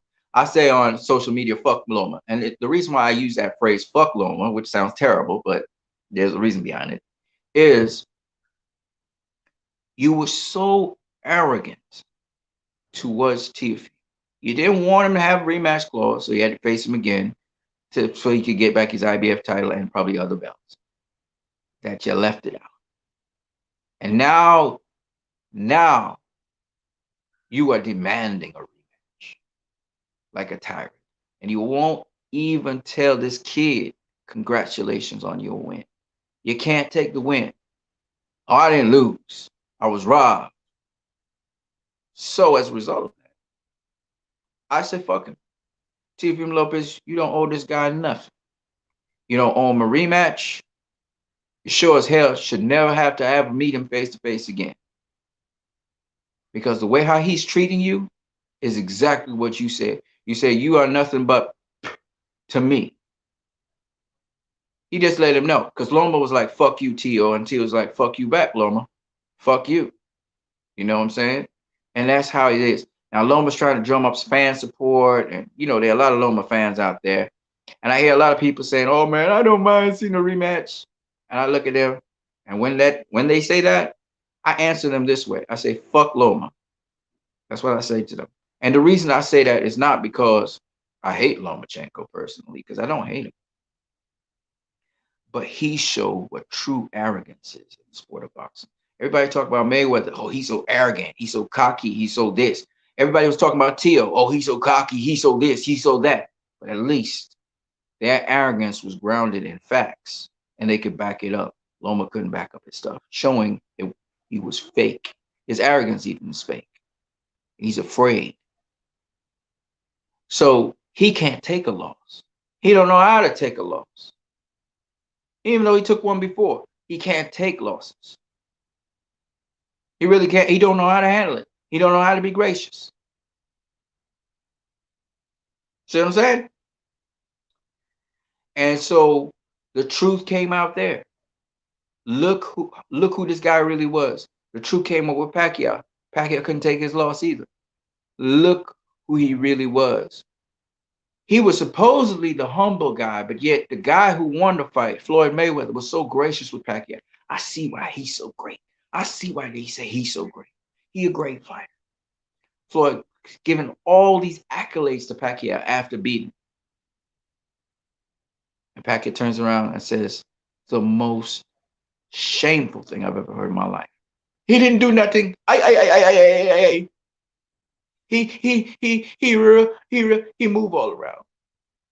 So Max Kellerman says, well, weren't you supposed to cut him off? Weren't you supposed to make sure you caught him?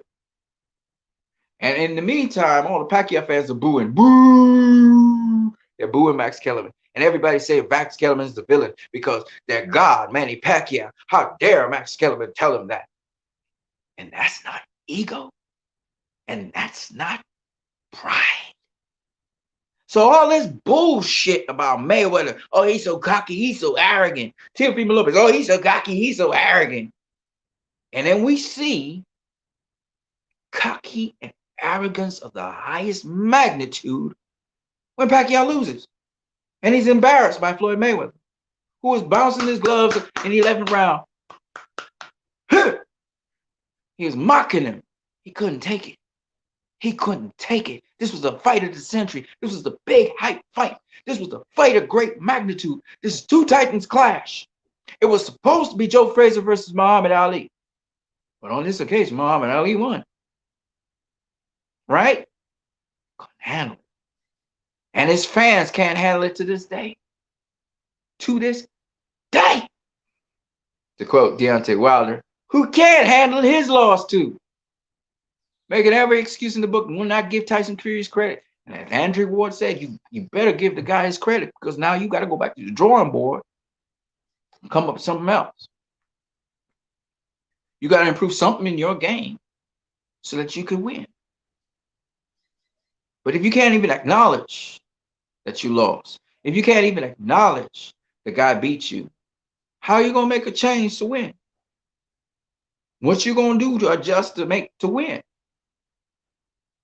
You know why these guys get so salty? You know why these guys start throwing insults? You know why these guys start saying they were robbed? Because they can't do any better. And they feel they can't do any better. They gave their best and they realized it wasn't good enough and they don't know what to do. You think if Pacquiao was to face Mayweather again, he would have done anything different? You think the fight would go any different? You think if Lomachenko faces Teofimo Lopez 100 more times, the fight will turn out with a different result? I watch all you Loma fans out there. I pity you. I feel sorry for you because you actually think Loma had a chance of winning that fight. He never did. Teal made him come on so he could counterpunch him and beat his ass up in the 12th round. Exactly what he was doing. He was trying to stop. He was trying to stop Loma. Loma was saying he was trying to stop Teal. Teal could weather that storm. Teal was waiting for Loma to burn out so he could beat his ass up, which he did in the 11th and into the 12th. Y'all don't even understand. Teal flipped the script on Loma. Every plan, he outgamed him. He outsmarted him. He outplayed him. And that's what Loma can't handle. Because he's supposed to be the chess master. He's supposed to be the one manipulating the pawns. T is supposed to be this young little kid. He don't know nothing. He believes the hype. You never take your opponent for granted. That's arrogance. And that's where most fighters lose. Sugar Ray Robinson underestimated Joey Maxim. That's why he lost. That's why he lost. There wasn't no heat. He didn't see him as a threat. And to this day, his fans think the same way. Joey Maxim did nothing to win. It was the heat. My ass. And this is what I try to get you guys to understand. In life, every challenge is an important challenge and milestone. Don't take nothing for granted. Nothing at all. Life lesson. Because one day you at the top, the next day you at the bottom of the barrel. It could flip just like that. And a lot of the guys, young fighters today, understand that. And that's something Floyd always said. He said, I never take nothing for granted.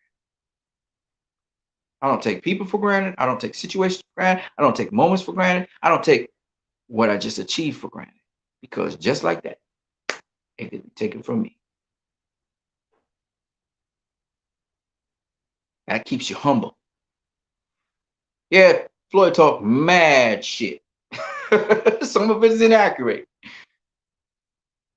But the one thing that's true is he's not an arrogant guy.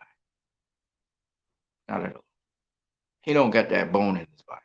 He do it for the showbiz, and he really good at it. But deep down inside, he's not an arrogant guy. So, and you could tell the people who are not arrogant. You could tell them, especially the outspoken ones. Somebody's very, very much outspoken. They're telling you exactly what's going on in their head, so you know where they're at. That's the best side of people to be around, because most people, man, they say one thing for you to hear that you want to hear, but they not thinking what they saying. Gesture says, I agree, because shoulder injury or no, you don't give up 7 rounds if you respect your opponent. Absolutely. You want to give them a good fight. You want to give them a good fight. And if you got to go out on your shield, you go out on your shield. But you get them a good fight. You know?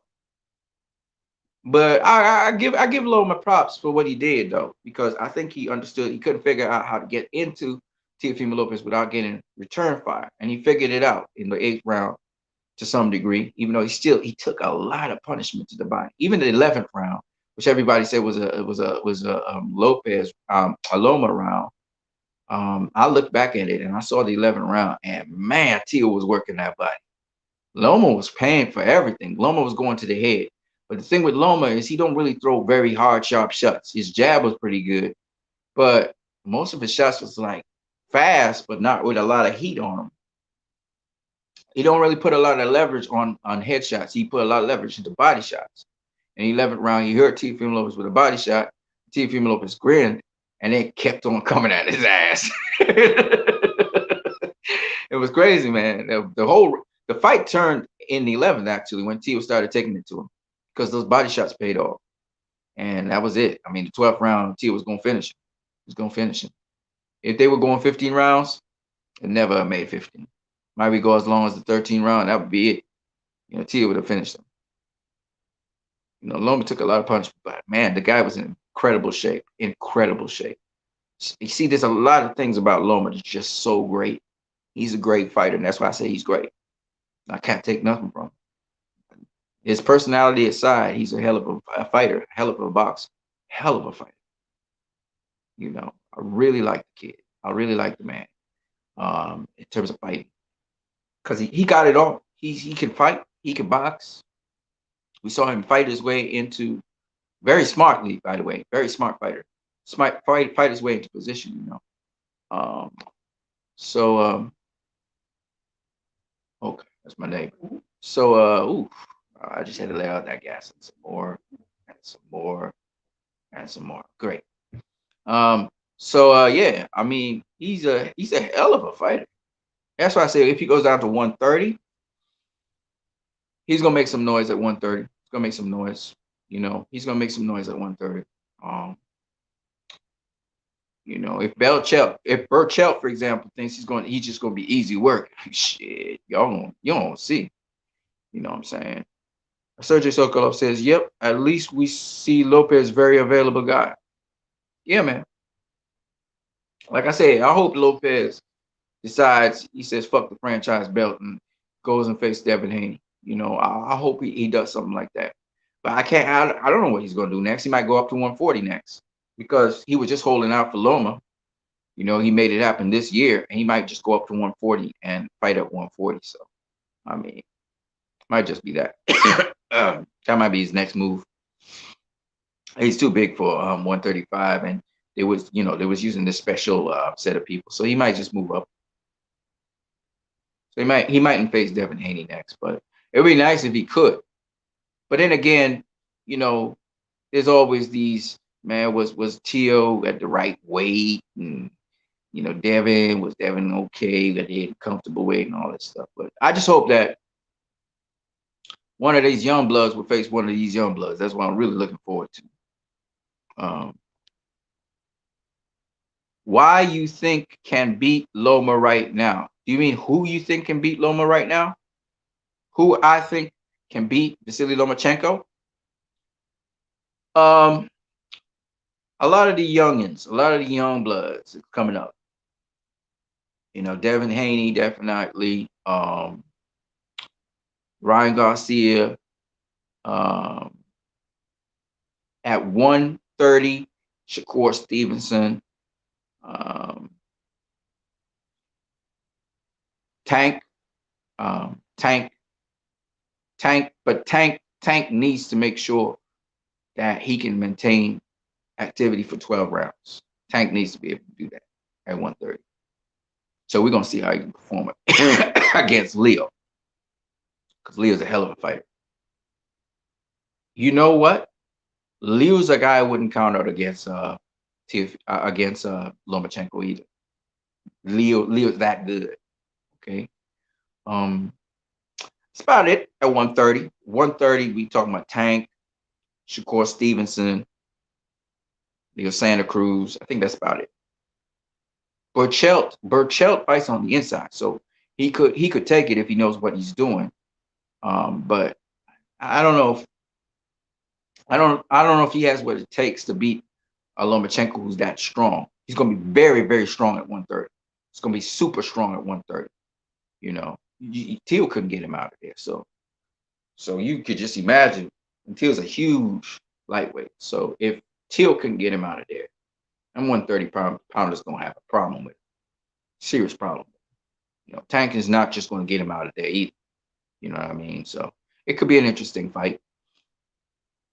Leo Santa Cruz is also a very good fighter too. So we we had to see, but he got some really. And then there's the other guys who the other guys like Oscar Valdez and Jojo Diaz is another guy. Jojo Diaz, Tevin Farmer. But I think he would do better against those guys. Tevin Farmer, Jojo Diaz. I might be writing them off though. Okay, Miguel Burchelt, Oscar Valdez, Jarrell Miller, those kind of Kyle Frampton, those kinds of guys. I think he causes all kinds of problems with them, because he's just gonna be so physically stronger than them. But like the new breeds, like Tank and Shakur, oh, there you go. And Leo, I think Leo gives him problems. I think Leo's a scientist of the sport, and you're gonna see Leo gonna give Tank problems. Okay, so it's just what it is. I mean, um, but Lomachenko in that division, and that division is kind of heating up. You know, uh, I still think Loma takes it against Gary Russell Jr. I think it's gonna be a second close fight, but I think Loma still takes it. Hold on one thing. Let me just move.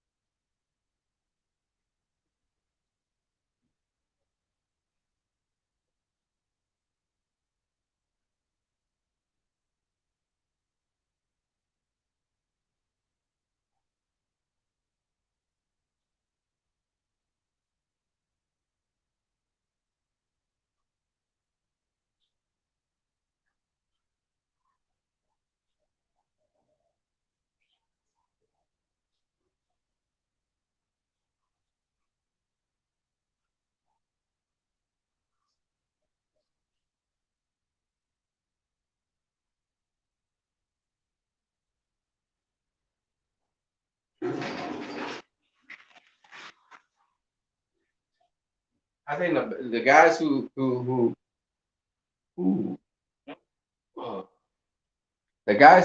uh, the guys who beat Lomachenko are more the exceptional guys, or the guys who really study him. So the guys who really study him, I think the guys who really study him will really. But Tank versus Loma will be a huge fight. Tank versus Loma would definitely, especially if they do it at 130, it would be a huge fight. Be a good fight. You know. Yeah, Tank and Shakur have to be the favorites to beat Loma at 130. Yeah, they would be the guys. Yeah, yeah, they would be the guys. But don't count out Leo Santa Cruz. And maybe Miguel Beltra, he does his homework because he just had to look at Salido stuff as well. And maybe he could do something. But again, like I said before, Loma is much stronger at 130, having been at 135. So he's going to be a lot stronger. And, like some of you said, he got a hell of a chin. No, no, no, no, no, no, no, no. You're talking about Jarrell Miller. Jarrell Miller is Jarrell Baby Miller. Yeah, but I'm not talking about him. I'm talking about the what's he? What champion is he? I don't know. I think he's the IBF champion. No, he's not the IBF champion. I think that was Tevin Farmer, now Jojo Diaz. So the champions at super featherweight are Jojo Diaz, Shakur Stevenson, Leo Santa Cruz, and Miguel Burchelt. Those are the four champions in that division. I think Leo Santa Cruz is super champion, right? So you got Oscar Valdez. Wait a minute. Hold a second. There's a Jamel Herring. Sorry, Jamel Herring. Jamel Herring is another champion. So we got Shakur Stevenson, which is the WBO, I think it is. Jojo Diaz is what is Jojo Diaz? Jojo Diaz is the what? Jojo Diaz is the what? Jojo Diaz is the IBF, right? Shakur, Jojo Diaz is the IBF. Ch- Jamel Herring is the what? WBA? What is Jamel Herring? Jamel Herring is a champion, but what is he? The WBO? I'm confused. Jamal Herring is a champion though. He's not the WBC. WBC's Burchelt. The WBA super champion now is Leo Santa Cruz. Jamel Herring is the WB something. I don't know. WBO probably. I don't know. Shakur Stevens is Shakur Stevens not a champion right now, is he? I don't think he's a champion right now. I think he's in line to become a champion. But I don't think he's a champion right now. Jamel Herring is wants to face Carl Frampton, right? He wanted to get Miguel Bichel, he didn't get him, so he's gonna face he's gonna face Carl Frampton. Ryan evade everyone right now. Glad he made even a fight with Luke. Uh, uh, I'm going to see Ryan Garcia versus Luke Campbell, so how he performs against that should tell me everything I need to know. Sergey Silvilla says, "Who do you see winning that? I favor Campbell slightly." Oh hell, no. Ryan's gonna get that. Most definitely. He's as tall as Luke Campbell. He got longer reach than Luke Campbell. He's fucking fast, and on top of that, he's a very good boxer. So shit, no, Luke Campbell ain't winning that fight. I could pretty much tell you that. Y'all gonna see because y'all don't really understand. Ryan Garcia is Sergey Sokolov says, I hope so. Uh, I can't watch Ryan. He won't fight only some like below top 30 top 30 fighters. I mean, he fought a guy that Tank fought and got rid of him much sooner than Tank. Tank had a harder time with him. Sergey Sokolov says, get get for that millions. I'm not too sure what that means. Sergey Sokolov says, excuse me, what a Leo you talk about that can give GTD. Okay, it's not JTD but GTD. Okay, so what Leo you saying that can give Javante Tank Davis problems? Yeah, Leo's gonna give him problems. Leo's gonna give him problems. And if you look, if you have even been paying attention, Leo is much bigger than he was ever before. He's bigger. He looks stronger. He punching harder. So Leo's gonna give Tank a lot of problems. A lot of problems. Leo, y'all underestimating Leo. Leo's never let me down. Leo Santa Cruz is a problem. He's a problem, and y'all gonna see it. He boxes sort of basic, but anyway, y'all gonna see. You know, Leo beat uh Adrian Broner in the amateurs. He beat Adrian Broner in the amateurs. Y'all underestimated Leo Santa Cruz, man. Y'all just don't know. That dog is a problem. Anyway, y'all will see. Y'all will see. Y'all have to see it to believe it. So y'all gonna see it to believe it. Leo Santa Cruz is no chump, man. He ain't no joke. There's a reason why he been winning all those fights. Anyway, he gonna get first dibs at Tank. So I think I covered almost everything. I covered Mayweather versus Pacquiao in the sense that MayPac in the sense that it sort of echoes. Its echoes can be felt in Teofimo Lopez versus Lomachenko, right? Guess GESTR Gester says I might be underestimating Leo. I shouldn't be because I did not accept him.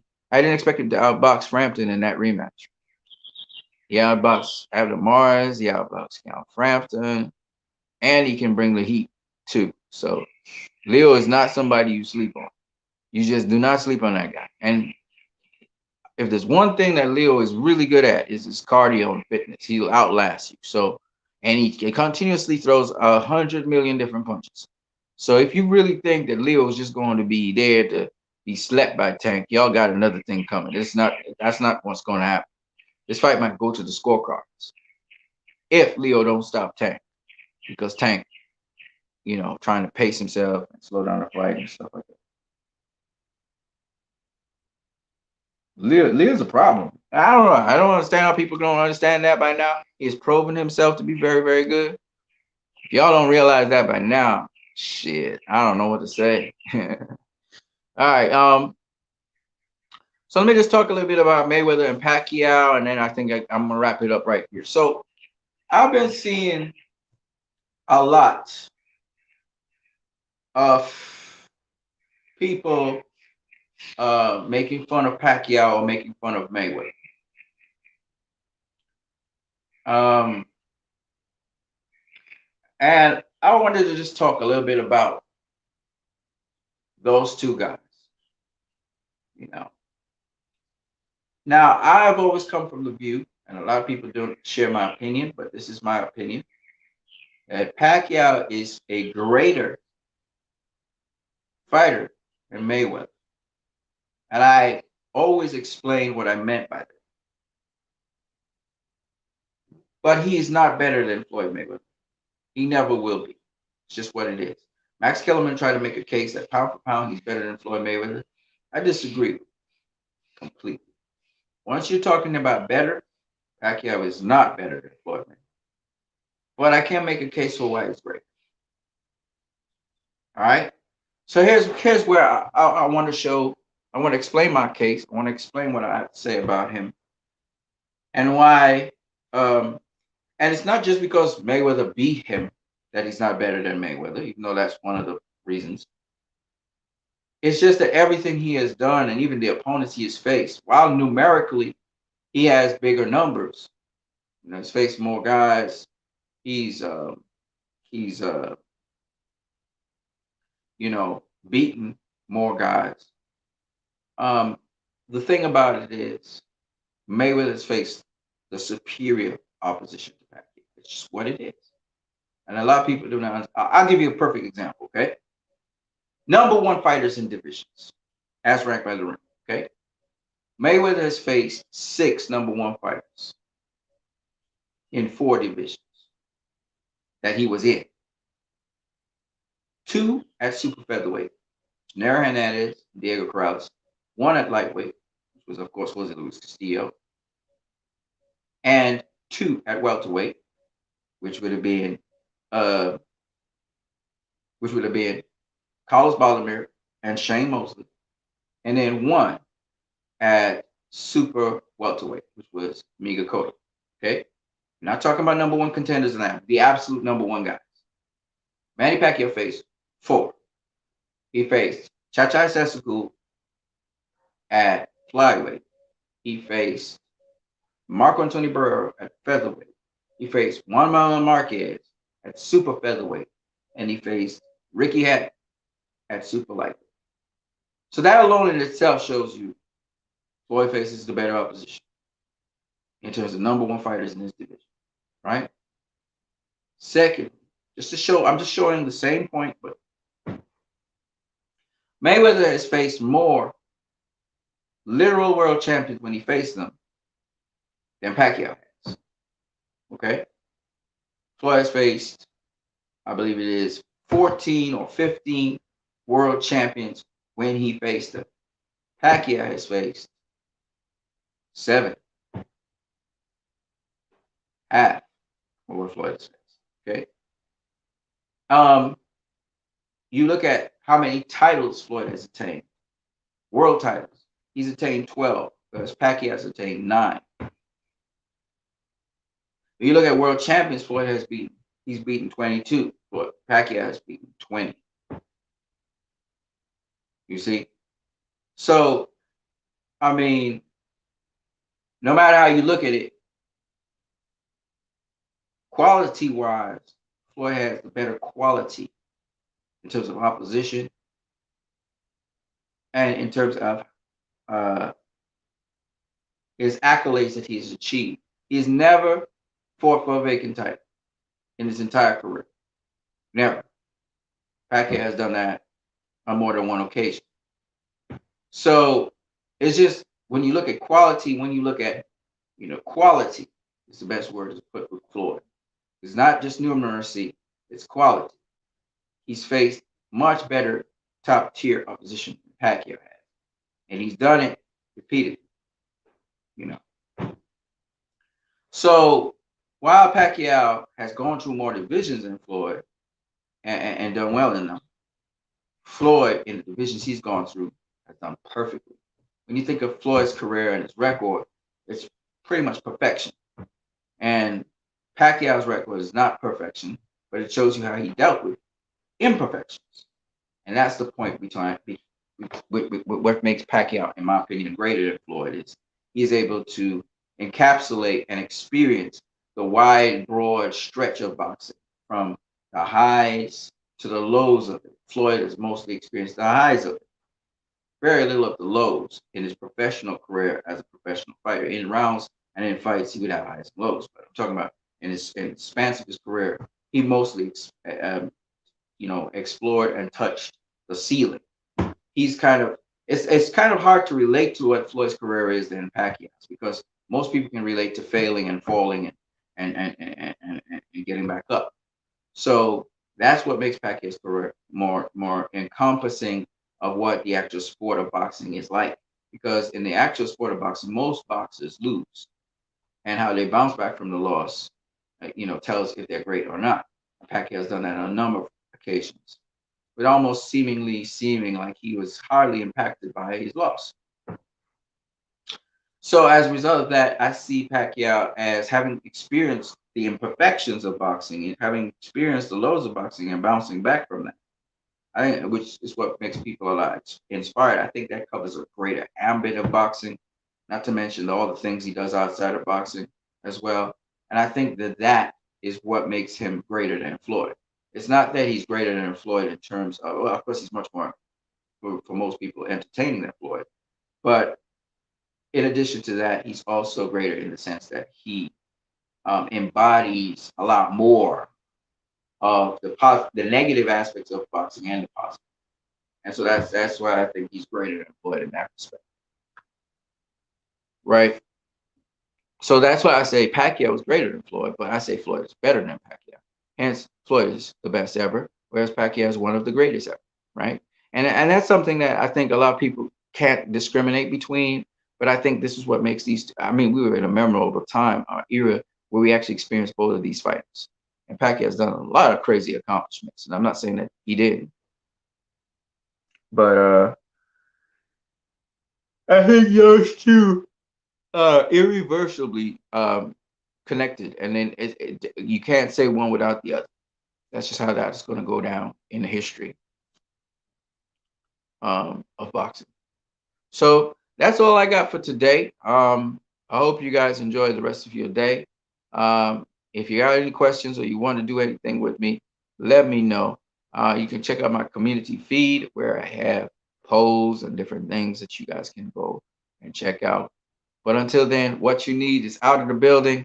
I'll catch you guys next day.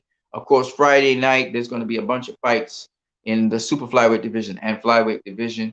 We're looking at Juan Francisco Estrada. He's going to be facing shit, forgot his name. It's terrible. But Carlos Cuadras, and I believe that Chocolatito Gonzalez is going to be facing Israel Gonzalez. I don't know who the flyweight champion is going to be facing tomorrow night, so I'll have to watch and see. On the zone. So, guys, don't forget, tune into it. I'm going to catch you guys later on What You Need. Peace.